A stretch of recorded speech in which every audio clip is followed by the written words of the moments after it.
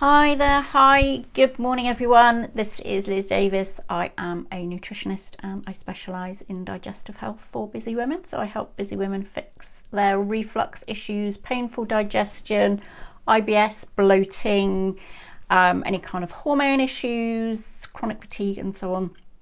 And I do this with state-of-the-art testing, hormone, gut testing, etc. Any other testing we need to bring things nicely back into balance for you. So gluten, it's a big topic, isn't it? So there's all sorts of gluten-free foods around now. You can get, anything anywhere is normally, you can get gluten-free versions of, but is it actually really necessary and do you need to do it? So I'll just go into it a bit more for you. So it's not actually as cut and dried as you think. It's sometimes maybe not even actually the gluten that's the issue, but I will just unpick that a little bit for you and just tell you exactly what I mean by that. So first up then, the difference between celiac disease and non-celiac gluten sensitivity. So if you are celiac, you must absolutely not touch gluten ever because the consequences can be dire. Because if you have celiac disease, when you eat any kind of trace of gluten or anything like that, anything with any kind of contaminated with gluten, even like contaminated oats or anything, or other products that have become contaminated, it can just get in and really destroy the villi, so the delicate projections in your small intestine. So of course the consequences of this can be catastrophic. So in contrast to that, you have non-celiac gluten sensitivity.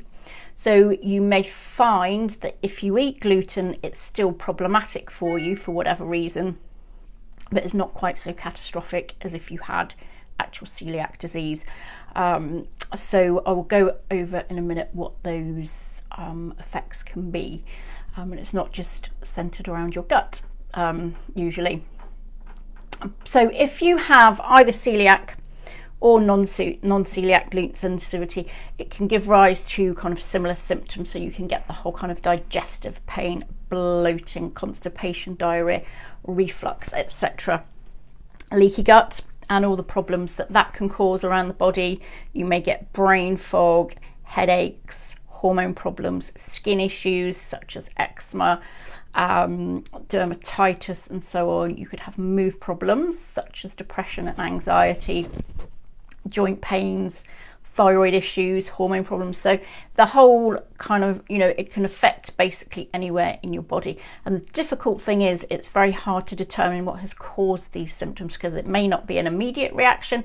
It may happen sometime after you've consumed the gluten containing food. So also non-celiac gluten sensitivity can actually have a very negative impact on your microbiome. So it can disrupt the number of beneficial bacteria that you have. So it can decrease the beneficial bacteria and then increase the not quite so beneficial bacteria. And that can be problematic in and of itself, because if you think of your microbiome as actually, influential in so many different body systems, from your mood, your immunity, your actual nutrient uptake and everything. So the problem with gluten then in that circumstance could be many and far reaching. But the caveat being, it may not actually directly be the gluten that's the problem. So if we zoom out a little bit, we can see that it could be something to do with your microbiome. If your microbiome is compromised, then this can influence how well or how not very well at all that your body copes with things like gluten. It can be down to how much gluten you've eaten, how nutrient dense your diet is generally, and what your hormone balance is. So all these kind of things can affect how your body reacts to gluten.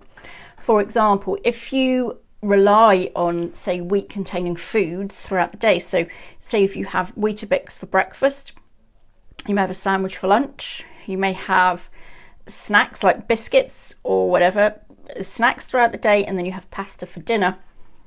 You've eaten an awful lot of wheat and gluten throughout the day because it's just very easy to get hold of. It's everywhere. We can we do rely on it a lot for, it does make up a bulk of our diet if we're not careful. So it can be very easy to fall into that trap of just eating too much gluten, and your body is just kind of like, whoa, that's too much. You're just having too much of the same thing.